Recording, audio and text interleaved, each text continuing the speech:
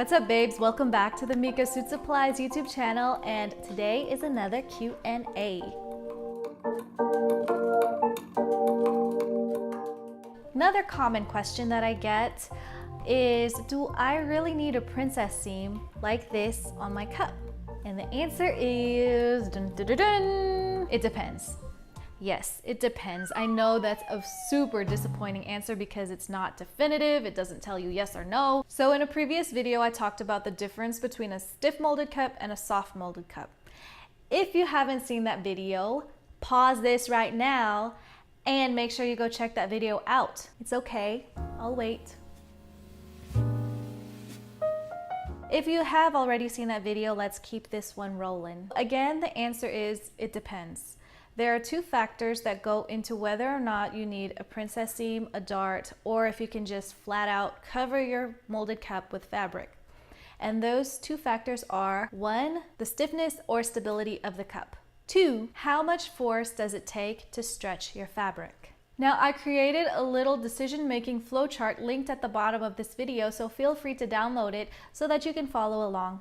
To seamlessly cover your cup, you would assume that you could just stretch fabric over it and then bloop, bloop, bloop, nail it down with some stitches. This is true for a couple of specific cases. The first case is you can absolutely do that if you're using a stiff molded cup. The second case is you can cover your soft molded cups completely with fabric by just stretching the fabric over it if your fabric is 195 GSM or lower and it has a stretch of at least 75%. So that's a lot. There's a lot right now. There's a lot gonna come at you, so bear with me. Now would be a good time to talk about the importance of fabric stretch and why it plays a role on whether or not you need princess seams, darts, or if you can flat out cover your cup. When you stretch a piece of fabric, its natural tendency is to want to rebound back to its original state. So imagine you have a swatch of hologram fabric. Then you stretch that piece using a force of 5 pounds, which is a totally arbitrary number. It's just used to illustrate this example. Now imagine anchoring your fabric using straight stitches at each end of the piece. The stitch lines will experience a rebounding or reaction load equal and opposite to the original applied tension force. So with that in mind, if your fabric requires a lot of force to stretch it over the cup, just note that your edges of the cup will experience that rebound load, or in other words, that reaction load.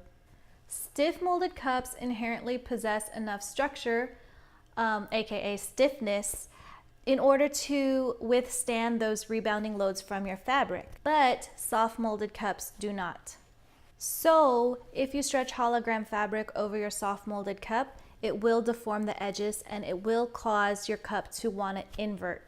You're going to need a way to arrest that rebound, and that's when the use of seams and darts come into play.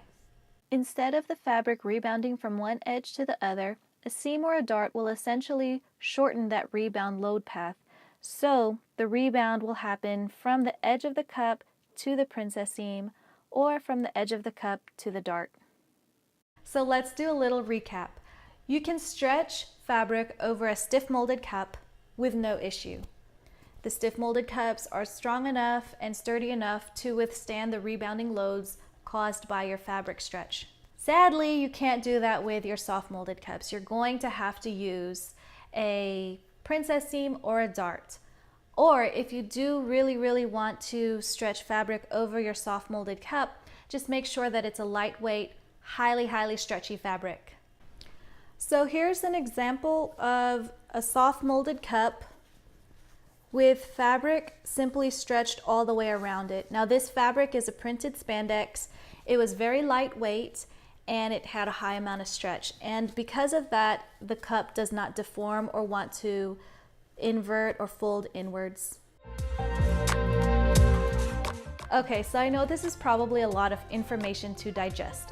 So that's why I created that decision-making flowchart, which is available in the link below. And make sure you download that if you are having trouble deciding whether or not you want to use a princess seam. So did you like this video? Make sure to like, share, and comment.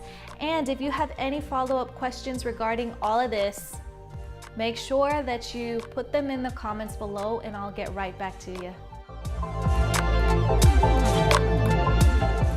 blah, blah, blah, blah, blah, blah, blah, blah, blah, blah. Ugh, this hair. What do I do with it?